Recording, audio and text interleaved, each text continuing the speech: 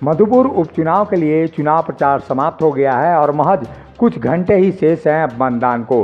और ऐसे में मतदान किस ओर होगा, इसी को लेकर मधुपुर के चाय दुकानों में चर्चा हो रही है और तमाम जगहों पर सभाओं के समाप्त होने के बाद अब ऊंट किस करवट बैठेगा, ये देखना दिलचस्प है। और ऐसी स्थिति में बीजेपी के गंगा नारायण सिंह और झारखंड मुक्ति मोर्चा के हफीजुल हसन के बीच कड़ा मुकाबला दिखाई दे रहा है। इस मुकाबले के बीच कई नए समीकरण बने और कई नई समीकरण टूटे भी हैं। झारखंड मुक्ति मोर्चा के पास जहां 90,000 मुस्लिम मतदाताओं का समर्थन प्राप्त है, वहीं 70,000 आदिवासियों के वोट बैंक पर भी उनकी नज़र है। वहीं 45,000 यादवों को भी रिझाने में झारखंड मुक्ति मोर्चा के प्रत्याशी लगे हुए हैं। मधुपुर जिस तरह से आरजेडी ने अपना कमान संभाल लिया और वहाँ पे लगातार आरजेडी का या तो मंत्री हो या हमारे बिहार प्रतिपक्ष के नेता तेजस्वी यादव जी हो या हमारे प्रदेश अध्यक्ष और मैं स्वयं, हमारे टीम पूरा जिस तरह से मधुपुर में चुनावी दौरा किया और कैंपेन किया, उसमें पूरी तरह से महागठबंधन आश्वस्त है कि वहाँ हम 55-60 हज़ार से अधिक मतों से चुनाव महागठबंधन जीतने जा रही है। वहाँ बिल्कुल एक तरफा महागठबंधन के प्रत्याशी के पक्ष में वहाँ चुनाव हो रहा है और महागठबंधन वहाँ भारी मतों से विजय प्राप्त करेगा। बीजेपी तो देखिए, बीजेपी के काम ही है हर जगह हिंदू मुस्लिम कराने का। अगर हिंदू मुस्लिम नहीं होता तो बीजेपी आज इस देश में नहीं होता, बीजेपी का नामों से मिट जाता। तो मुस्लिम के हिंदू के नाम पे उसका हर जगह चुनाव मतलब जीतता है या लोगों के मन में डालता है कि देखिए हिंदू है मुस्लिम है, और हिंदू मुस्लिम को दो भाग में करके या सामाजिक वातावरण को दो भाग में बांट कर वो चुनाव लड़ता है। लेकिन वहाँ पे बिल्कुल लोग समझ चुके हैं, वहाँ कोई हिंदू मुस्लिम नहीं है। वहाँ सारे लोग या यादव जाति के हो, मुस्लिम जाति के हो या दलित हो या और बहुत सारे जो बैकवर्ड क्लास में जो जातियां हैं, सारे जाति एक तरफ से मन बना के वहाँ महागठबंधन के पक्ष में वोट देने जा रहे हैं, क्योंकि उनको एक विधायक नहीं मंत्री चुन रहे हैं। और हेमंत सोरेन जी पहले ही उन पे विश्वास जता दिया है और उन्होंने बोल दिया है कि मैं अपना काम कर दिया, आप लोग को अब अपना काम करना है। मैंने उनको मंत्री बना दिया, आप लोग अब इनको विधायक बना के भेजिए। तो वहाँ की जनता मन बना चुकी है और वहाँ सूद समेत इनको सम्मान देगी और उनको भारी मतों से जीत देके विधानसभा भेजेगी।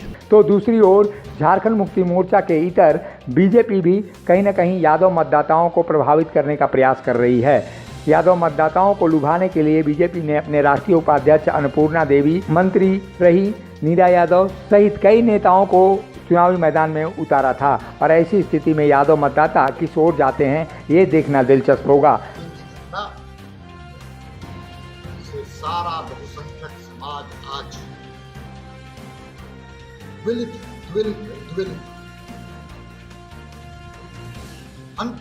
हमारे आस्था के साथ खिलवाड़ करने का अधिकार किसी को नहीं।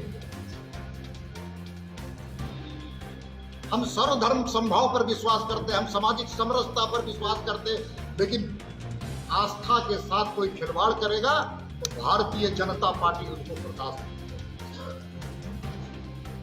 बाकी बात एक बात होने की आपका क्वेश्चन, एक बात मैं और आप साथ में कहना चाहता हूँ। भारतीय झारखंड मुक्ति मोर्चा के सुप्रीमो इस राज्य के मुख्यमंत्री को एहसास हो गया है कि हम चुनाव हार रहे हैं। इसलिए सरकार के जितने मंत्री हैं बड़े बड़े काफिला लेकर के आज घूम रहे हैं, जनता को प्रलोभन देने का काम कर रही है और कई स्थानों पर जनता उनको ठुकराने का काम किया है। उन मंत्रियों को बहिष्कार करने का काम किया, कई मंत्रियों को तो गांव में घुसने का इजाजत तक नहीं दिया गया है।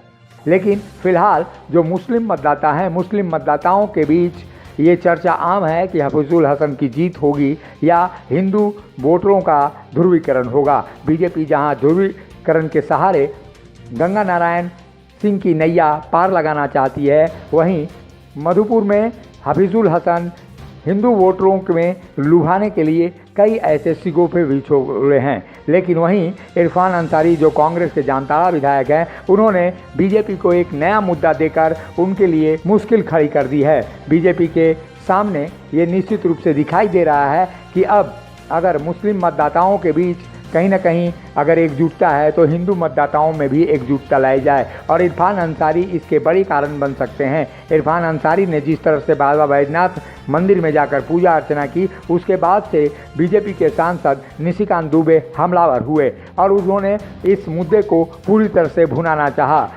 जब से ये बाबा मंदिर है, बाबा बैजनाथ का मंदिर है, जैसे काबा में गैर मुस्लिम जो है प्रवेश नहीं कर सकता, उसी तरह से यहाँ गैर हिंदू प्रवेश नहीं कर सकते।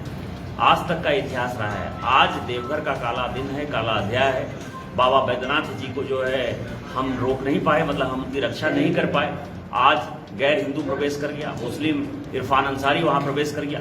मैंने चीफ सेक्रेटरी से बात की है कि डीसी और एसपी को इमीडिएटली बर्खास्त करके इसके ऊपर कार्रवाई करें और इसके ऊपर रासुका लगा के, क्योंकि इसका पागलपना जो है थोड़ा ज्यादा बढ़ गया है। कभी गौ माता के बारे में, कभी गंगा के बारे में, और आज तो उसने हाइड कर दिया इरफान अंसारी ने कि वो खुद मंदिर चला गया और मंदिर जाने के बाद भी वो सीना चोरी कर रहा है। उसके ऊपर रासुका लगा के उसको जेल में बंद करना चाहिए। बीजेपी यह चाहती है कि हिंदू मतदाता एकजुट होकर एक ध्रुवीकरण के सहारे गंगा नारायण सिंह की नैया पार लगाएं। लेकिन अब देखना होगा कि जो मुद्दा इरफान अंसारी ने दिया है, उस मुद्दे को लेकर कितना बीजेपी समर्थन हासिल कर पाती है। हालांकि इरफान अंसारी झारखंड मुक्ति मोर्चा के प्रत्याशी के समर्थन में वहां उतरे थे, लेकिन उनके विरोध में ही उन्होंने एक बड़ा मुद्दा बीजेपी को दे दिया। जिस तरह से हिंदू बनाम मुस्लिम का ध्रुवीकरण अभी दिखाई दे रहा है, वो पूरी देन इरफान अंसारी की है। इरफान अंसारी गाहे बगाहे कई ऐसे मुद्दे झारखंड के बीजेपी को सौंप देते हैं जिनसे वो दूर दूर तक